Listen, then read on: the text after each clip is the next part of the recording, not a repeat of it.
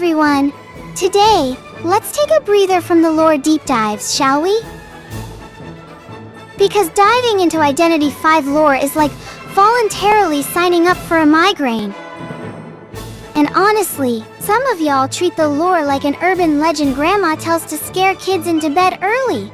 You know, like, don't stay up late, or the witch will crawl out from under your bed and turn you into soup. Cute, but not my vibe today. Instead, let's talk about gameplay, specifically rank matches. Back in the day, I was a full-blown rank match junkie. Think of myself doing it as clocking in like it was my part-time job, except my only paycheck was tears and a migraine.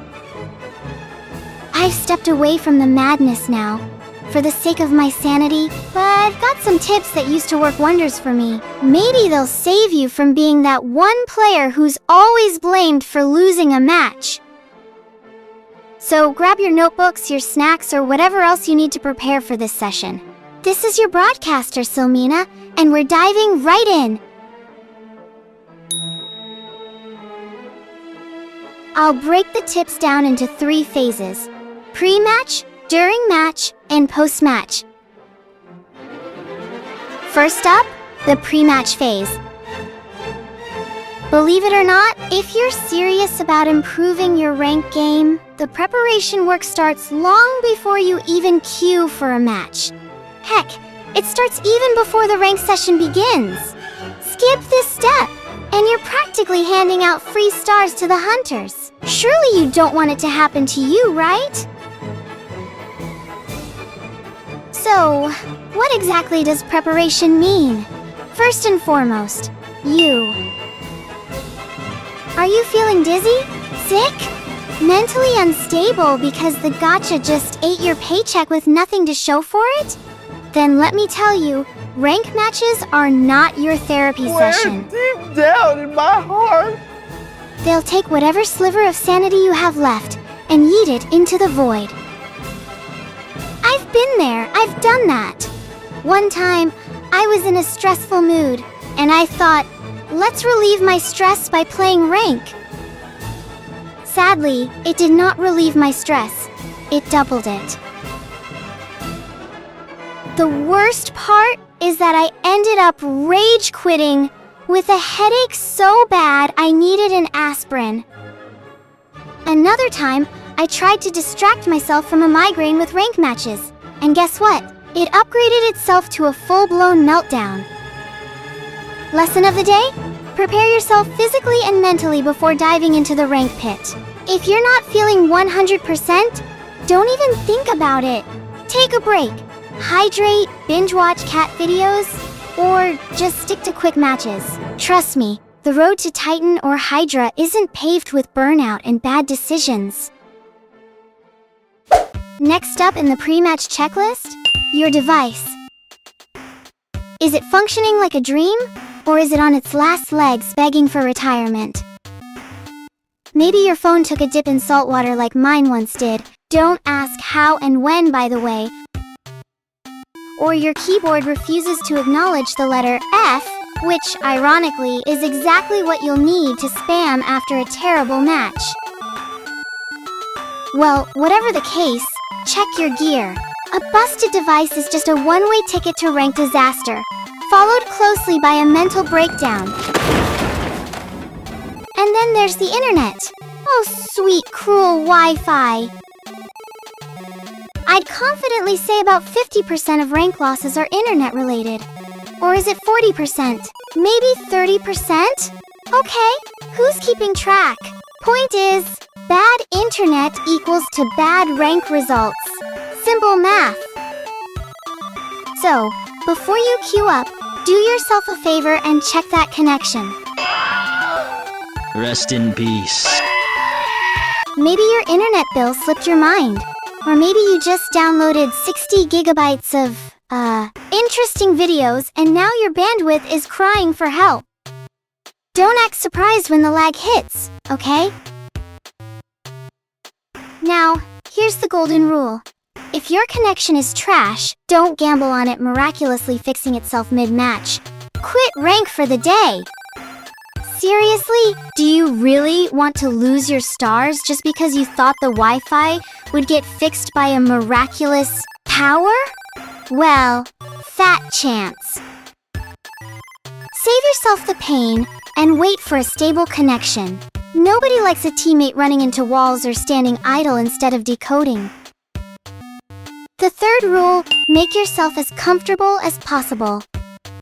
Rank matches in IDV are basically stress simulators with prettier graphics, so if you can't keep your cool, you're just one bad chase away from spiraling into saltiness. Believe me, nothing kills your focus faster than being consumed by rage while NetEase sits there, sipping tea, unbothered by your mental breakdown. So, how do you keep your chill? Glad you asked. Personally, I turn off the in-game BGM, because the chase music does not help my panic attack. Instead, I play my favorite songs while ranking. Alternatively, if you're the pure focus type, you could turn off all audio and play in complete silence. Whatever works for you, really. Now, if you've got money to burn, you could take it up a notch. Rent out a private boat for uninterrupted gameplay. Just make sure it's actually private, since nobody wants to see. Player gets chomped by an alligator while pushing for Titan on the evening news. Iconic, eh? Bottom line, whether you're blasting music, vibing in silence, or dodging wildlife, find a setup that keeps you calm and focused. Fourth step, choose your main character and have a solid backup, or two. Yes, 3 characters in total. Your main, a backup, and another one just in case. There are a lot of reasons why this is crucial, and I'm about to break it down for you. First off, if you're a survivor and your main gets snatched by a teammate, you'll still have backup options to keep kicking butt. Second, adjusting to your team composition is the key. You don't want to be the lone wolf when everyone else is running perfect synergy, right? Third, some maps are way more suited to certain characters. Don't try to do your best decoding job on a map where your character can't even get through the environment without tripping over obstacles. And lastly, your character needs to fit your playstyle. No point in forcing yourself into a character that doesn't vibe with your strengths. Before I quit rank, my main was Ada Mesmer, followed by Evelyn Mora and Memory. Why? Well, Ada is a tank who can rescue, decode, and support. I'd play her for the heavy lifting because she can absorb damage and heal teammates from a distance. But if Ada's already taken or I'm feeling more kiting mode, I'd switch to Evelyn. But why her, you ask? Well, who doesn't love trolling the hunter with these cheeky moves? Patience. Bruh.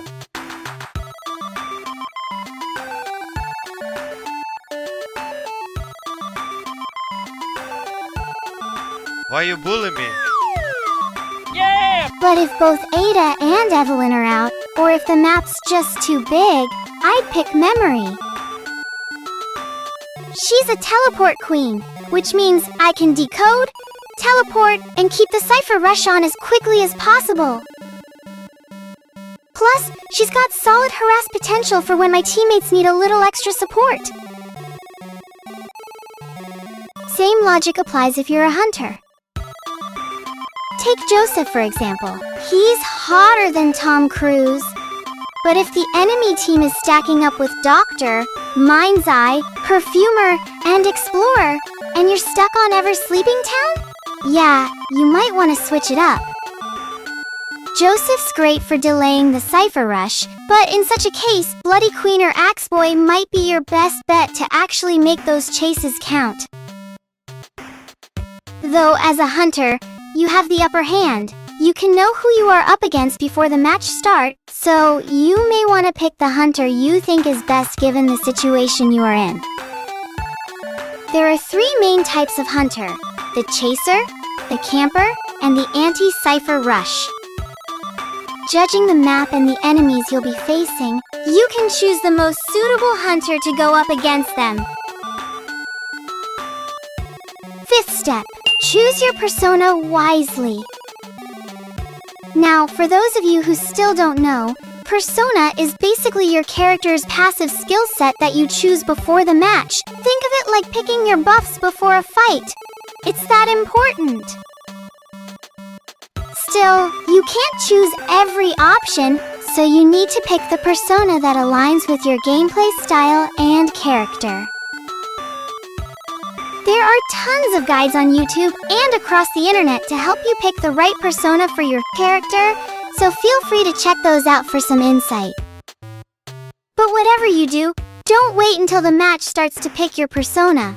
Take a minute before you jump into the game and really think about it. The extra time gives you the chance to choose the passive skills that will benefit your playstyle the most. And trust me, rushing the choice can leave you with skills that totally clash with how you want to play.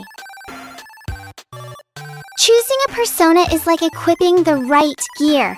It can make or break your match, so take that extra time to think it through.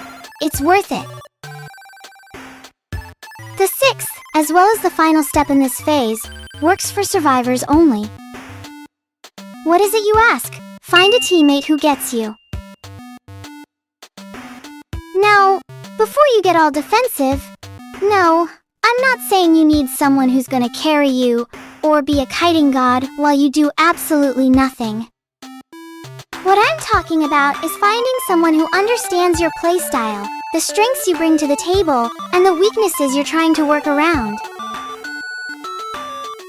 The magic here is mutual understanding. You don't have to team up with someone you know in real life, though that can be a great help. Instead, you can find someone through public chat or a random teammate you've recently played with. Heck, I used to play with one of my viewers because he got me. He knew I was a solid supporter, but my kiting was terrible. So, he'd do the kiting and rush in to save me whenever the hunter decided I was their target, while I do the cipher rush and all the healing duties. That's the kind of teamwork that makes a difference in rank matches. It's all about understanding each other's roles and syncing up. When you have a teammate who knows exactly when you're going to decode and when you're going to rescue, or who can swoop in when the hunter targets you, that's when the magic happens. This is not about carrying or being the best at everything. It's about knowing your team's strengths and weaknesses and making sure they complement yours. That's how you climb the ranks without losing your sanity.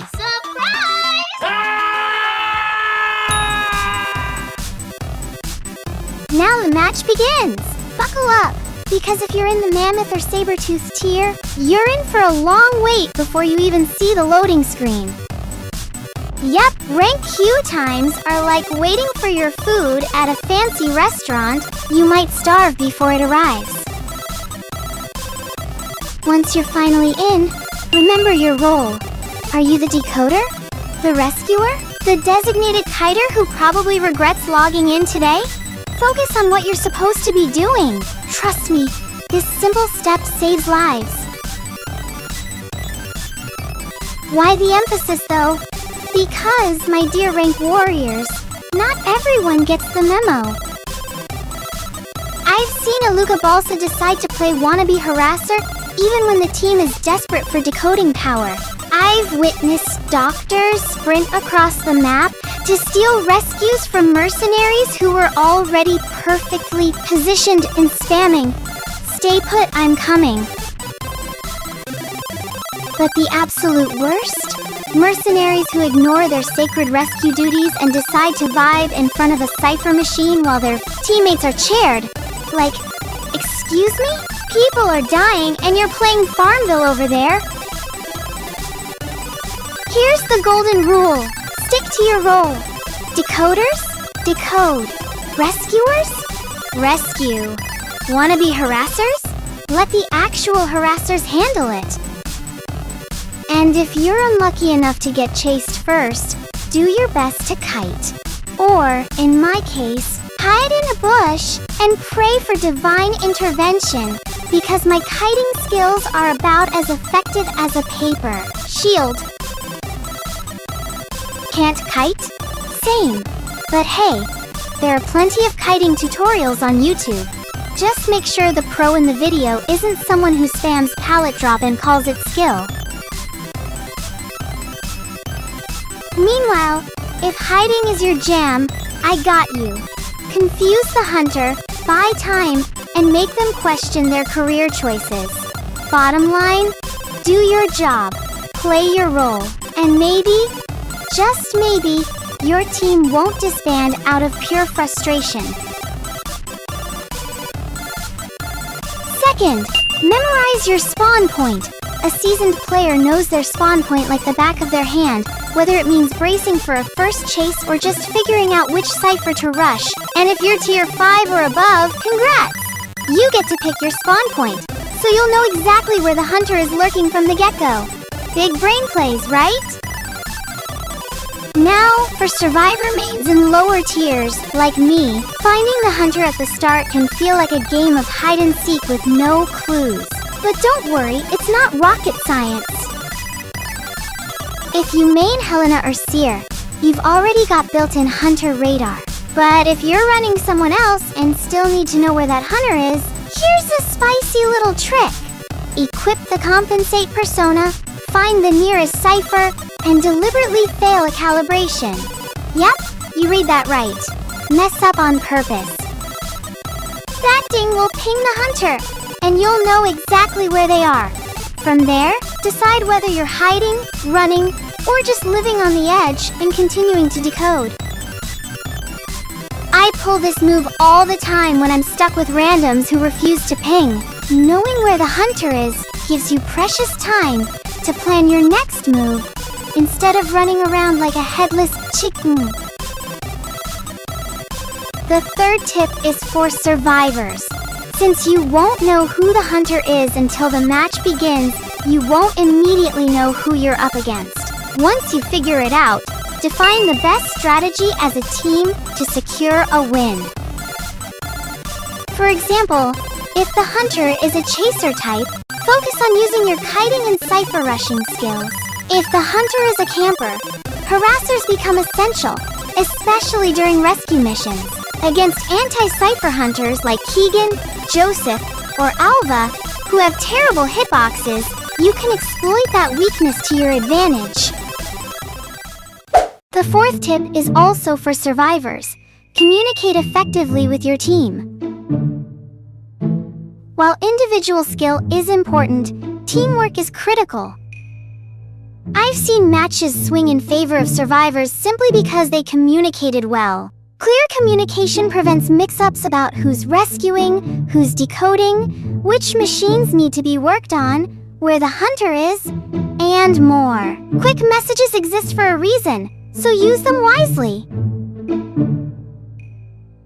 But please, don't use the chat purely to vent your frustrations. It only confuses your team and adds unnecessary chaos.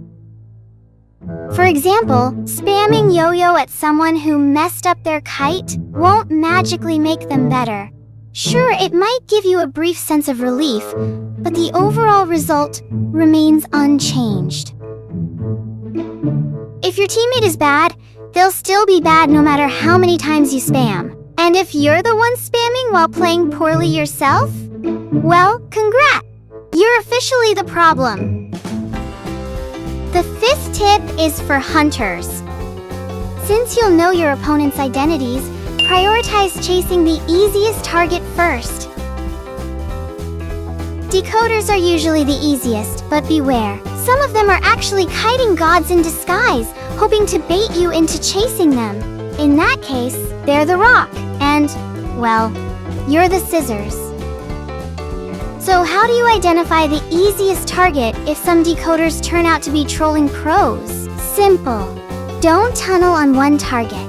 If a minute passes without you landing a hit, chances are they're too skilled, and it's time to switch targets. Keep rotating until you find someone easier to chase, and focus on taking them down first. This will apply psychological pressure on the survivors, as losing a teammate significantly lowers their chances of decoding and winning.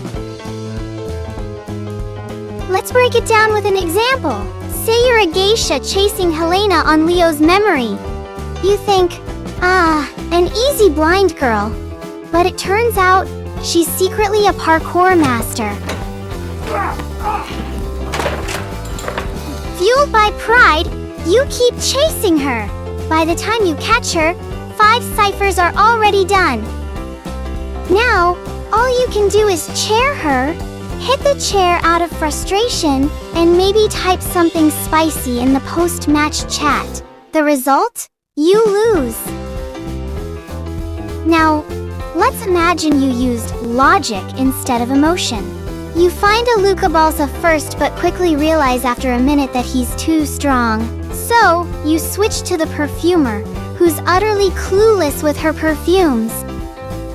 You down her in less than 15 seconds, forcing her team to rescue her, which slows down their decoding and increases your chances of winning. In conclusion, always prioritize the easiest target first. Leave your pride at the door and play smart.